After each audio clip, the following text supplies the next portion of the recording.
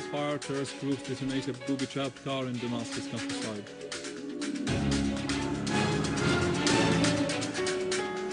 Lavrov asserts to Mr. al-Ibrahimi the necessity of convincing all parties in Syria to observe a ceasefire and move to a political dialogue. And al-Ibrahimi says, we shall work with all parties inside and outside Syria to reduce violence and end it.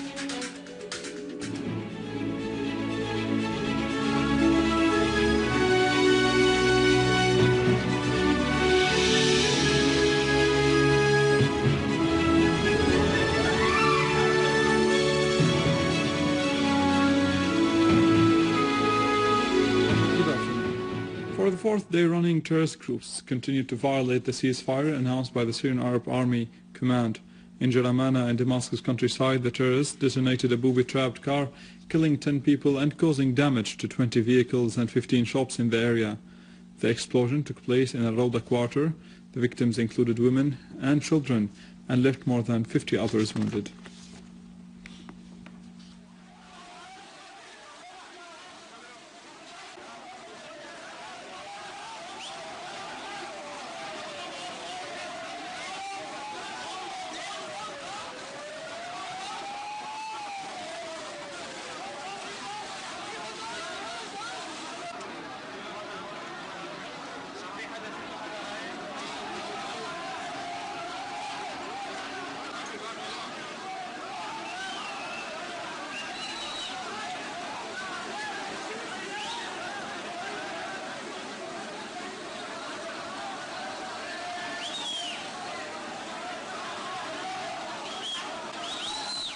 And in Deir ez-Zor, terrorist groups carried out attacks on sabotage in the countryside of the governorate in the area of Ashhel.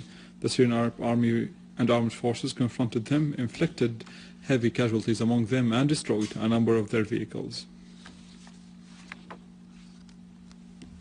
In Homs, and in another violation of the ceasefire at the hands of the terrorist groups, which attacked army roadblocks in the Babhoud and the area of Az-Zafarani in Ar-Rastan countryside.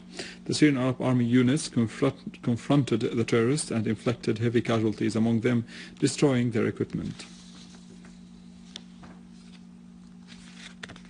In Aleppo, a terrorist group launched a homemade missile on a residential building in Al-Hamadaniya neighborhood. Syrian TV reporter said it caused only material damages. The General Command of the Army and Armed Forces announced yesterday that terrorist groups continued their violations of the ceasefire for the third day running. The terrorists committed these violations in the countryside of Damascus, Homs, Hama, Aleppo, Idlib and Deir ez-Zor. The General Command asserted that such gross violations proved that the terrorists were carrying out a foreign plot to fragmentize and destroy the country. This makes it inevitable to confront them in order to get rid of their evil crimes.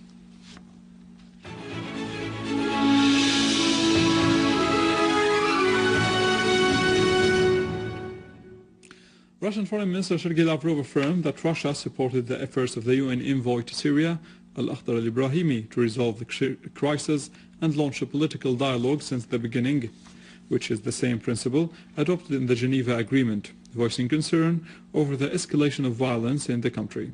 In a joint press conference with al-Ibrahimi on Monday, Lavrov said his talks with the UN envoy seek to find new steps to end violence and the bloodshed in Syria and launch dialogue, regretting that al-Ibrahimi's efforts for a truce during Eid al-Adha holiday were not productive.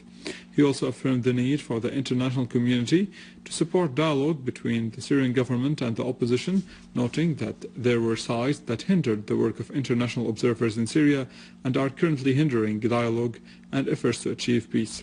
For his part, al-Ibrahimi said that the bombings committed by some groups in residential areas are classified as acts of terrorism committed by groups he had no contact with, saying that such actions were condemned by the Security Council, UN Secretary General and all foreign sides.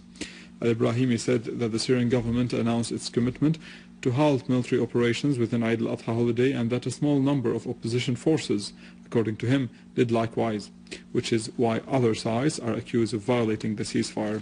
He warned that the situation in Syria is bad and getting worse, and that the international community must work together to help Syrians and resolve the crisis.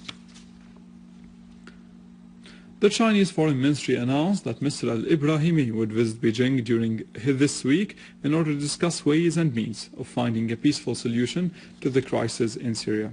The spokesperson of the ministry said in a press conference that China has constantly expressed support for the UN envoy and called upon the parties concerned in Syria to respond positively to the ceasefire during the Eid vacation.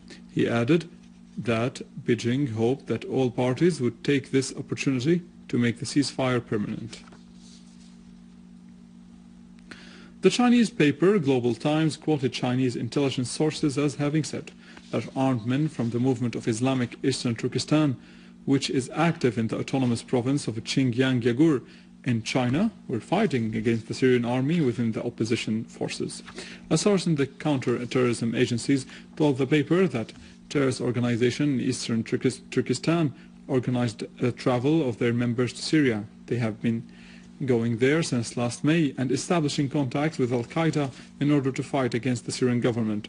The paper added that the Chinese fighters received support from Al-Qaeda and gained money from smuggling drugs and weapons, in addition to kidnapping people and looting operations.